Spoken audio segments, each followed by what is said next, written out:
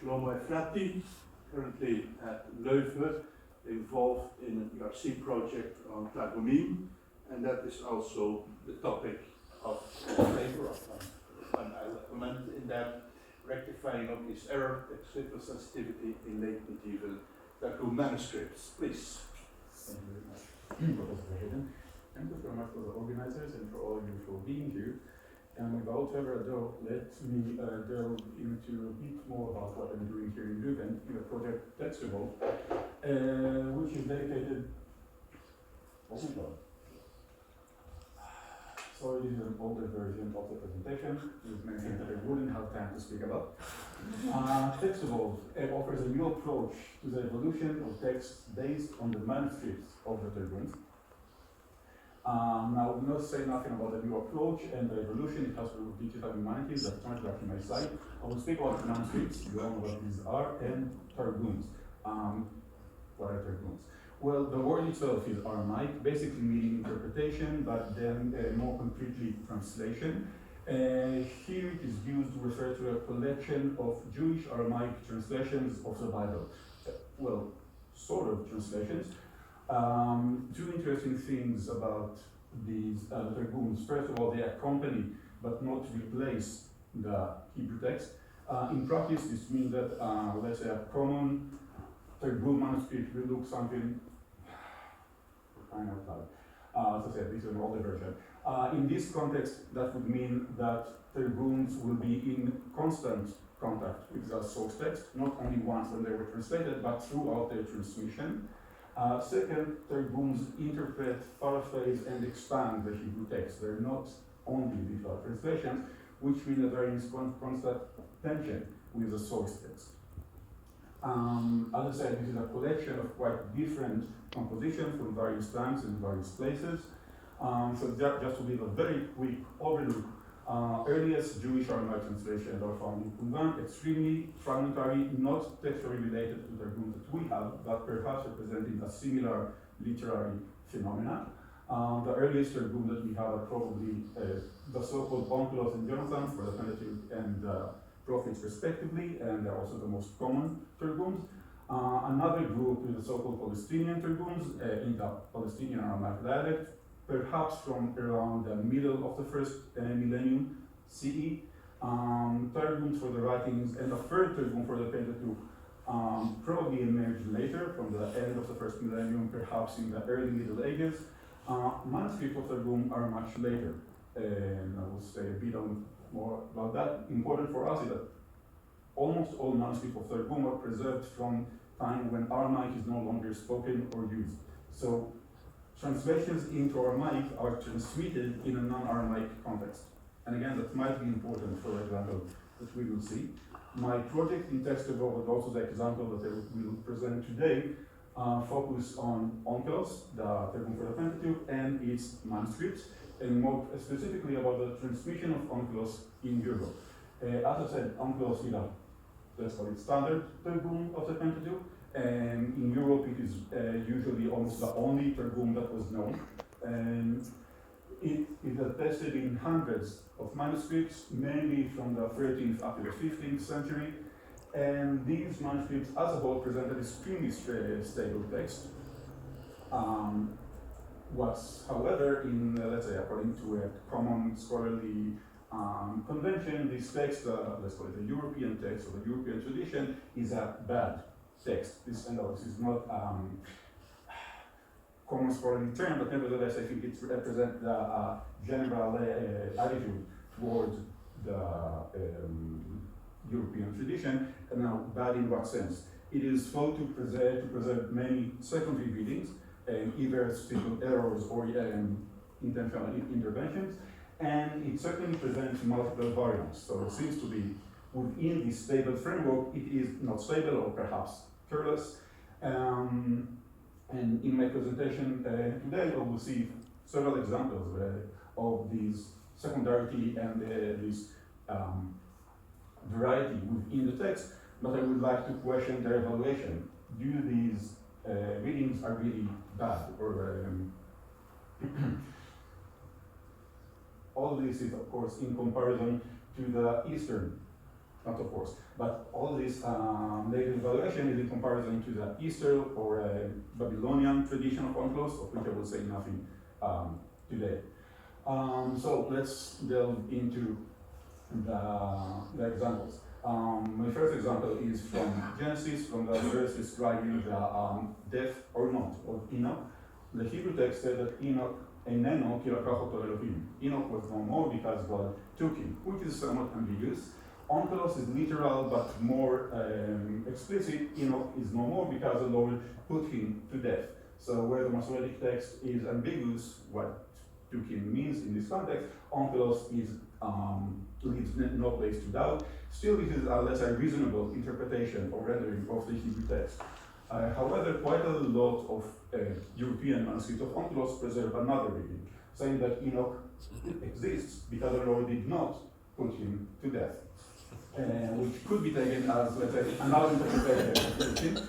Yeah, it gets better. However, this version, as we see, whereas the Masoretic text and onkelos said that Enoch was no more, this version says that Enoch exists. Now, this variation makes sense, but it clearly contradicts the Masoretic text. And also, its wording is somewhat peculiar. If Enoch exists, this is because God took him, translated him, kept him alive, any kind of things. But saying that he exists because the Lord did not put him to death is somewhat awkward. And it seems that all that we have here is simply an inversion of the main onkelos reading, because when onkelos says no, this version says yes, and where onkelos says yes, God put him to death, this version says no.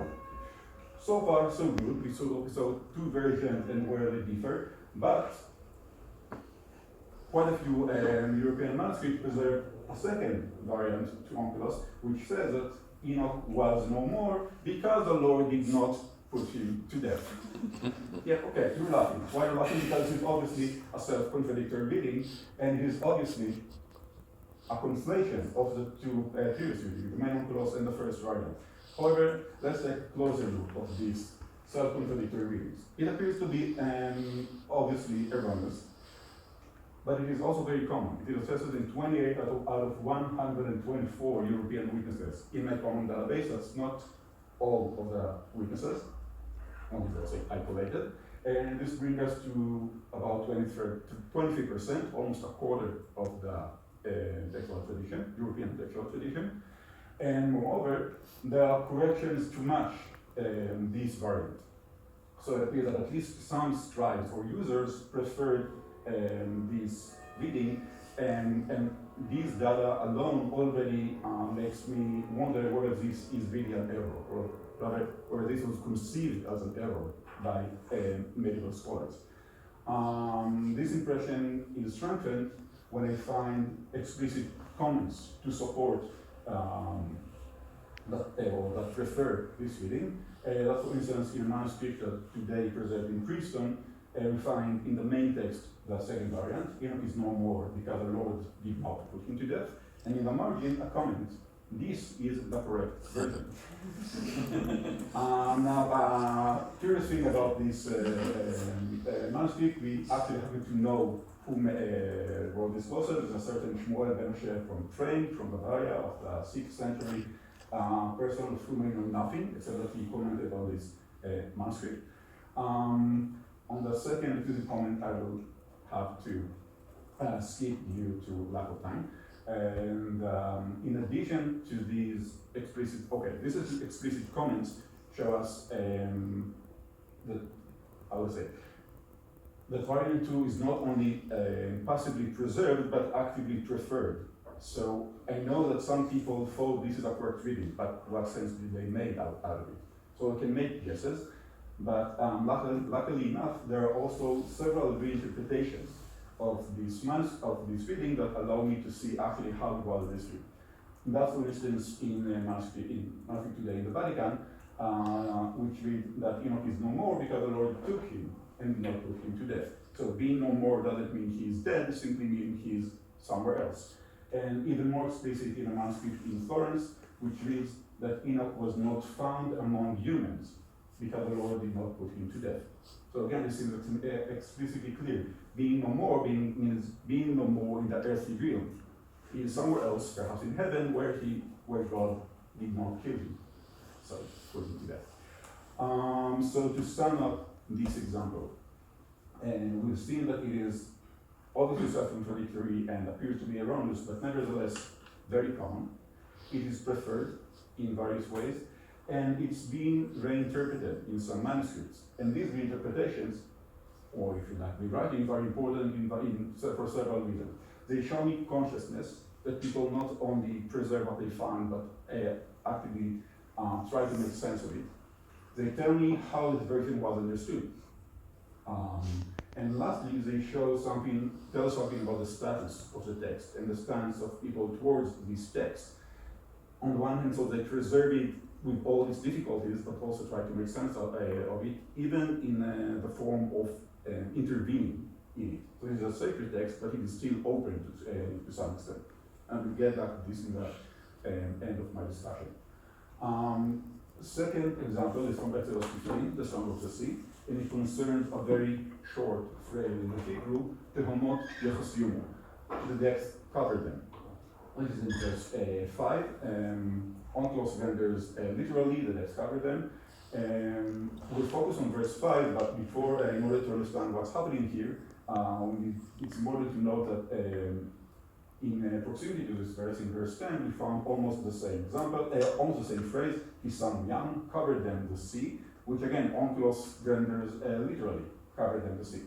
Now, a lot of manuscripts preserve a variant reading in verse 5, reading the depth covered them the sea, or water. It's almost the same word in Aramaic. So what we have here is simply the basic reading in verse 5, the depth covered them, and the reading of verse 10 covered them the sea, or water.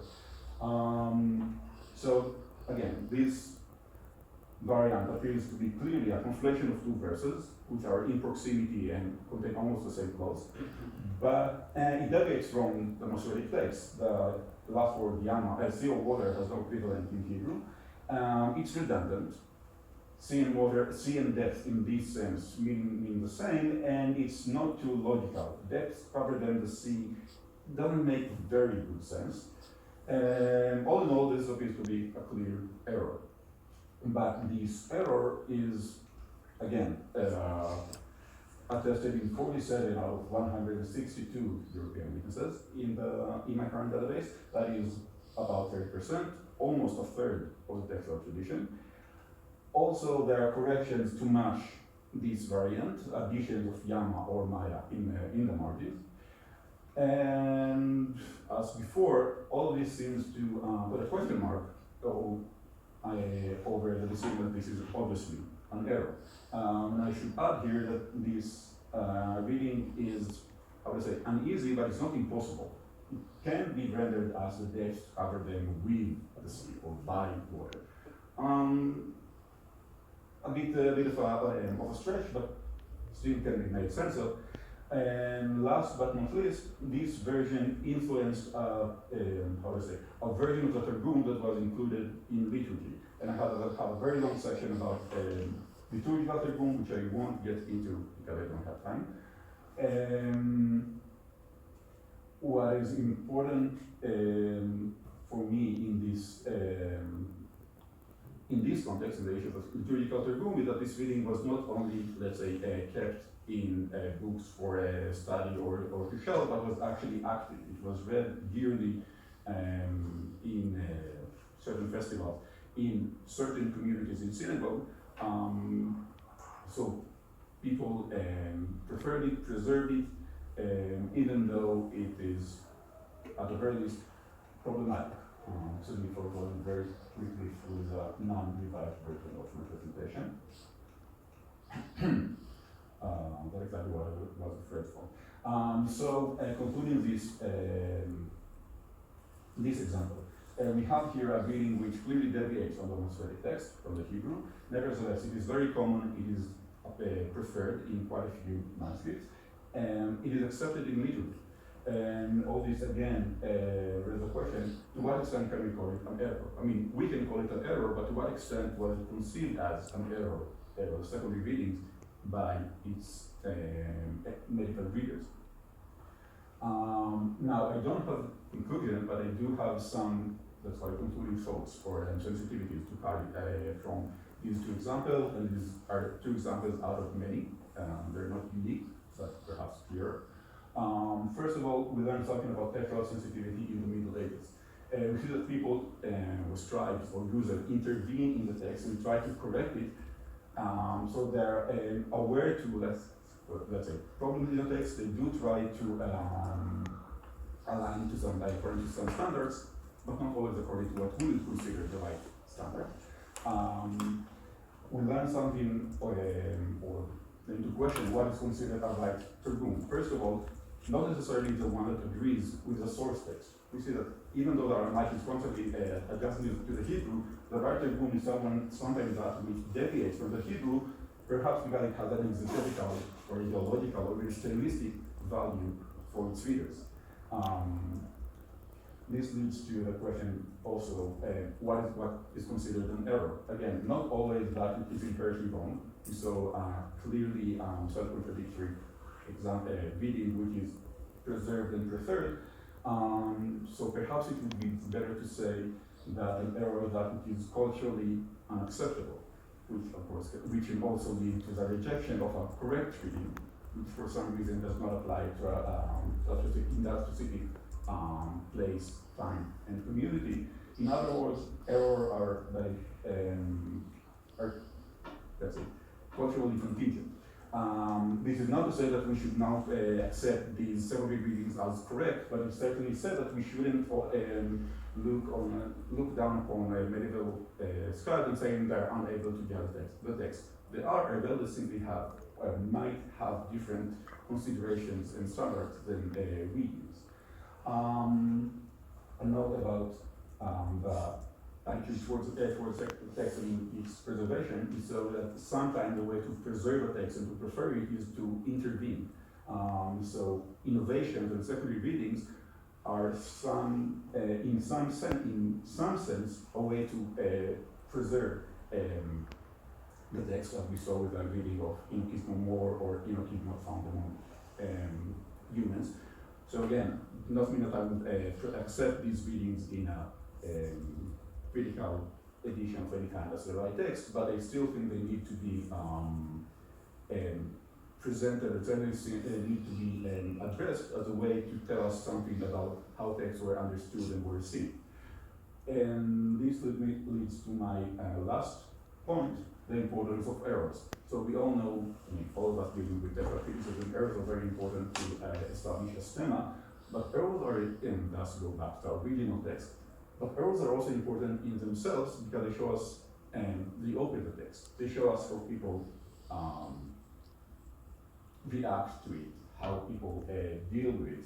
In some cases, errors or secondary readings show us how people understand and evaluate the text, not only according to what they say in other in external sources, but also through their actual dealing with it. So perhaps I will conclude this presentation by saying that whereas a previous self of me used to say, this is an error, it's not important, discard it, I would now wish to suggest that beside this attitude, we should also be able to say, this is an error, it's very important, what does it tell us about the text? I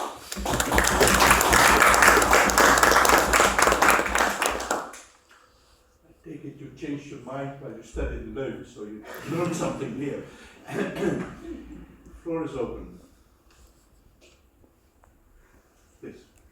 Yes, thank you very much indeed for this. I think there is one point missing that you had in your presentation, and that is also important from my point of view on what I'm working on, namely the liturgical value. The example that you had from Exodus, where something is quoted, so to say, from 5 verses before. I had exactly the same type of example yesterday. I didn't dwell upon it because it was too long, but you can see that in the liturgical process, obviously, the short memory brings up something that you have just read, and then it's repeated even if it's not in the source text. And I think this interaction between liturgical reading and the constitution of such a text should also be taken into account. Thank you very much. First of all, certainly.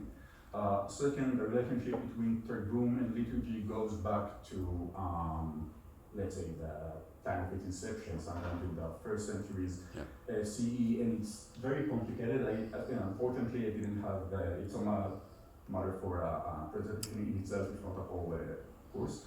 In this particular case, I think that what happened is not that the conflation is a result of liturgy, but the conflation results from, let's say, the natural dynamic of transmitting onkelos in the Middle Ages, which was no longer used in liturgy except for very specific contexts. And I think that this reading that emerged from the natural transmission, the copious transmission, then entered the liturgical one branch of let's call it the liturgical text. But again, if you like, I can go in a bit in more detail into this example. We can also just leave it as is. Maybe first the next question, and if we have one. Thank you. Have you also taken into account, for instance, Jewish medieval exegesis of these passages? Because I feel that the first example really can lead to different theological interpretations about God killing someone or taking someone away and so on. And the second example is of a totally different order and doesn't really give or generates other theological meanings, so maybe I'm wrong. So of course, with the first example, actually, I did a horrible sin or neglect by simply ignoring the heavy theological law concerning Enoch and his translation and whether or not he was dead, which is an issue in Second Judaism, in Christianity, in early rabbinic literature that ignores more or less the figure of Enoch, apparently not by chance. And as I mentioned, I will only note that when Onkelos said that God put Enoch to death, it can be seen as simply a reasonable interpretation of the Masoretic text, but it can also, but it's also taking a decision in the debate. And in fact, those readings that say God did not put him to death, I don't think that the problem is that can God kill people? Of course, can God kill people? And simply saying that God put him to death when he died, that's fine. The question is, had Enoch died? And this is, again, this issue, the translation of Enoch is it's not afterlife, it's eternal life. I would say re-emerges in late rabbinic and in medieval Judaism with all its force. So these variant readings, which we would textually say are secondary, actually go back to very ancient traditions. So certainly there's, and I did look into other traditions here, simply wanting to focus on the textual matters. So certainly there's a lot to be said about this reading, also in the exegetical and ideological aspect. Concerning the second example, it's, like I said, it's not as loaded or charged, but I would like to point only to one.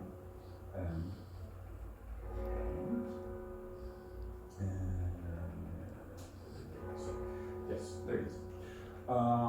If you can have a look in the Masoretic text on the right, upper right corner, the Homot Yechasyumu.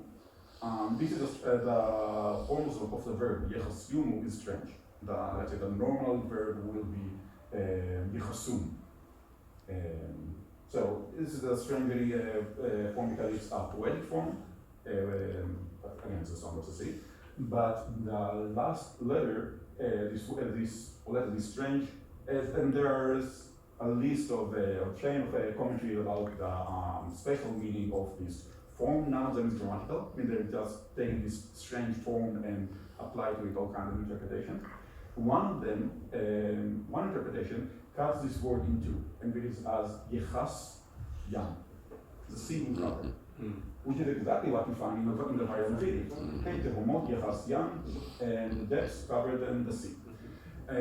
So I actually wondered whether this interpretation perhaps knows this variant, maybe even it contributed to its, maybe this interpretation contributed, if not to the creation, then at least to the spread of this variant, but I've only found it in one rather marginal source. So it doesn't, to me it's a bit strange, but nevertheless it doesn't appear to be very well known. So in this case, I think we're only, the issue is more the polytextual dynamics, and not so much the dynamics between exegesis and text. How do you read variant with the second one? So, when you read it, how does it sound? Tehomaya for Jan. And the second variant? Or Tehomaya for Maya.